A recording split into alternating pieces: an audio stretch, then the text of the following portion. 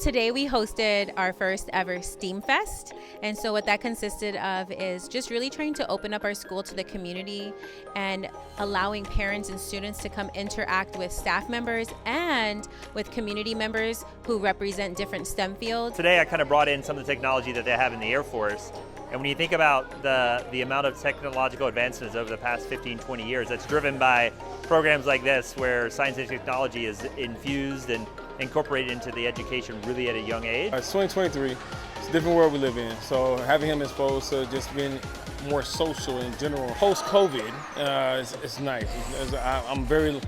I feel like I was when I was in school.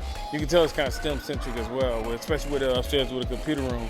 It's set up and they can all play in there. As a public charter school, we take a lot of pride in creating a service both for parents and students and an experience here. We're seeing that this is what our families want to see, and now it's going to be able to put us on a path for next school year to be able to have a much more community involvement with STEM-related events.